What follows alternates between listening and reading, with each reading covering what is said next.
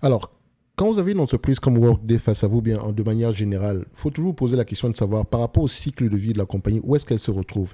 Est-ce que nous avons une entreprise en pleine... Est-ce que c'est une start-up qui débute réellement? Elle n'a pas encore de revenus ou des choses comme ça.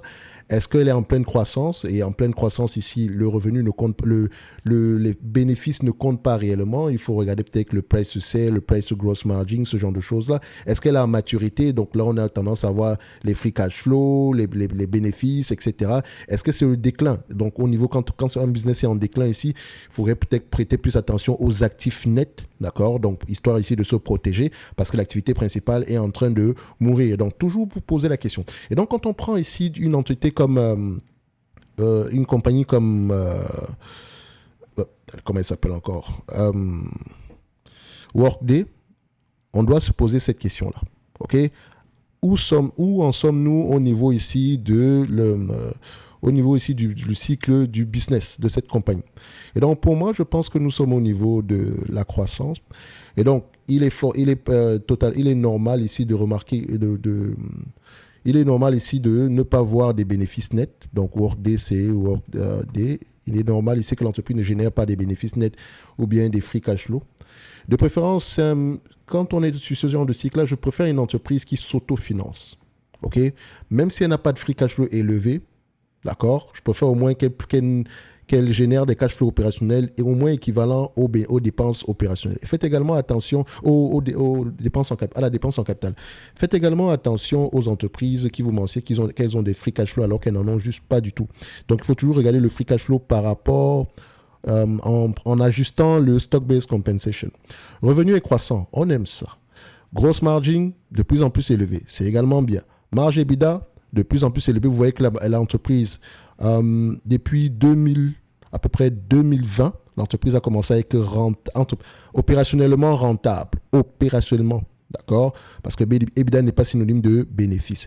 Maintenant, et j'aime souvent comparer le volume d'EBITDA dégagé par rapport au volume de free cash flow dégagé. Free cash flow doit toujours être inférieur à EBITDA. Et quand vous avez free cash flow supérieur à EBITDA, ça veut dire ici qu'il y a beaucoup de stock-based compensation. Donc, on paye énormément les employés ici en émettant de nouvelles actions. Ce qui favorise ici l'augmentation ici du nombre d'actions. OK? Et ça, on n'aime pas. Je n'aime pas quand mon nombre d'actions augmente sans raison. Enfin, déjà sans raison, je n'aime pas. Et surtout pour rémunérer les employés, ça ne m'intéresse pas beaucoup. OK? Donc, moi, je ne suis pas un fan ici de dividendes, comment on appelle ça? D'actions gratuites, on va le dire comme ça. Déjà que ce n'est pas gratuit du tout, c'est un dividende déguisé. Alors, ici, comme vous pouvez le voir, les actions augmentent au moins de 4% année après année, en termes de volume. Et ça, ce n'est pas bon du tout. Enfin, c'est très classique avec ce type d'entreprise, dans ce secteur d'activité. C'est de la tech, c'est du software. Je dirais même que c'est une entreprise que je pourrais mettre, elle est déjà même dans ma watchlist. Donc, voilà. Mais en termes d'évaluation, il faut absolument guesstimer. Combien de fois les bénéfices vous allez payer pour ce genre d'entreprise? Donc, il faut essayer de trouver une entreprise qui a à peu près le même niveau de revenu, qui fait à peu près la même chose ici, et vous questionnez à peu près son niveau de marge, sa rentabilité au niveau des marges. Alors, j'ai une idée de certaines entreprises que je pourrais prendre ici en commun, donc Workday, Application, Business and Operation, OK, Accounting, etc. Donc, si c'est Accounting, etc., je pourrais prendre Intuit, histoire de voir si Intuit a à peu près le même niveau de marge. Là, je suis en train de guesstimer. Normalement, je devrais l'évaluer par rapport au price to sales. Et faites attention, quand vous allez prendre du Intuit, vérifiez bien qu'au niveau des marges, etc., c'est la même chose. Intuit a des marges un peu plus élevées que ça. En termes de marge EBITDA, un peu plus élevées que ça. En termes de net income, free cash flow, on remarque ici que est-ce que les deux parlent le même langage? Les free cash flow sont généralement plus élevés. Donc, il faut aller questionner ces free cash flow-là. Donc, on a déjà des marges EBITDA qui sont généralement aux alentours de 20%. Les marges net qui sont aux alentours de 20%. Si on prend les marges de free cash flow, on pourrait être aux alentours supérieurs ici à 20%, peut-être 25% par là. Est-ce que c'est une entreprise que le marché a tendance, et c'est ça qui m'intéresse surtout, est-ce que le marché a tendance à payer des multiples assez corrects pour ce genre de business? Et on va vérifier ça. Du moment où on a 25 fois les bénéfices, moi c'est correct. 25 fois les free cash flow ici, là on est à 29 fois les free cash flow, 33 fois les free cash flow. Je peux comprendre qu'il y a de la croissance derrière. Pourquoi est-ce que j'essaye de faire, je regarde ça comme ça? C'est parce que si je prends en considération le price to sales, d'accord, de cette compagnie, Parce que vu que le price to sale est plus stable que toute autre chose, price to sales, où est-ce que j'ai ça ici? Price to sales. Price to book, ok. Donc, si je prends en considération le price to sale et que je normalise un tout petit peu, je me dis, OK, elle fait la même chose que Intuit. Intuit a tendance à, en moyenne, se négocie à un price to sale aux alentours ici des 10 fois, des 9 fois les bénéfices, enfin, des 5,2 fois les bénéfices. Enfin, sur les 10 dernières années, nous avons 8 fois les bénéfices, attention.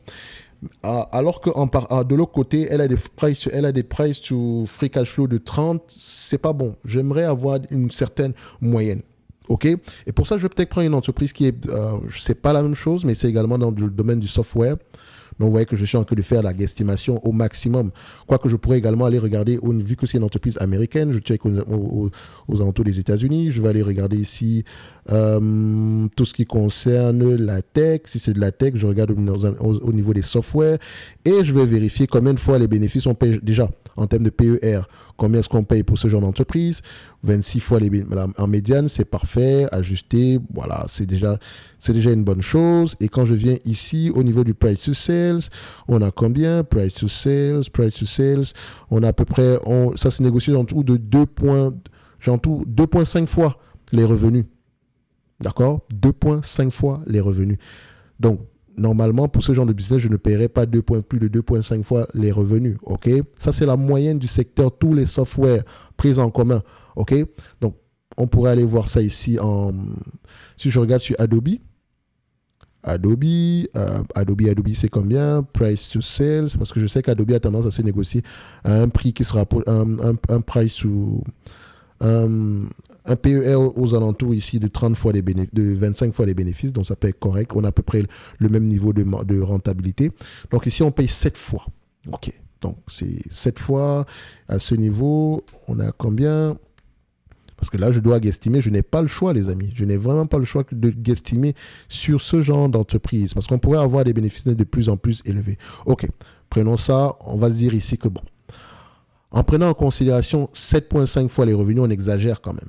Donc on exagère quand même au niveau des price to earning. N'oubliez pas, ça va grosso modo avec 30 fois les bénéfices. Mais s'il y a de la croissance, ne serait-ce que de 10%, ça peut être intéressant. Bon, je prendrai 7,5 fois. Revenons sur Workday. OK? On me demande de payer en date d'aujourd'hui. OK? Ça, c'est un business qui a tendance à se négocier aux alentours de 14 fois les bénéfices. Lui, d'accord? Moi, je vais prendre 7,5 fois. Et comme vous l'avez vu, j'ai comparé avec Intuit, Word et Adobe. Ça nous a donné à peu près ces chiffres-là. Donc, qu'est-ce qu'on constate? Si on l'achète à 7,5 fois les revenus, on est à peu près bon au prix actuel. Par rapport aux revenus attendus en 2027, on sera à peu près aux alentours de $320. Pourquoi pas? OK? Je vais essayer de voir si on a également des estimations par rapport au free cash flow de cette période-là. Et par rapport au free cash flow, vous savez, je vais me situer aux alentours de 25 fois les bénéfices. OK? 25 fois les free cash flow, 25 fois les bénéfices. Donc, à 25 fois, on se rend aux alentours de 272. Vous voyez, ça colle avec le price to sales également. OK? Qui est à 7,5. Et si on prend par rapport aux bénéfices nets ici attendus, ça colle également. Donc, on a à peu près quelque chose dans ce sens-là. Donc, moi, je pense qu'on pourrait aller au-delà de... Et quand on regarde ici, on s'attend à peu près à combien? $9,18 ici. Je prends par rapport aux revenus. Ça donne une marge de combien? 9 divisé par 9, excusez-moi ça, 9 divisé par 43, ça donne à peu près aux alentours de combien? 20% par là, ce qui est cohérent avec le secteur d'activité. Donc, si je paye 7,5 fois les revenus ici, OK, sachez que 7,5 fois les revenus, ça exagère, on exagère quand même au niveau des PER. Donc, 7,5 fois les revenus, ça sera aux alentours de 320. Donc, je mettrai 320 dans mon tableau en termes de guesstimation. Donc, ça dit qu'au prix actuel, ça pourrait être intéressant. Il faut que je creuse un tout petit peu. Quel est l'objectif de Workday par rapport aux marges?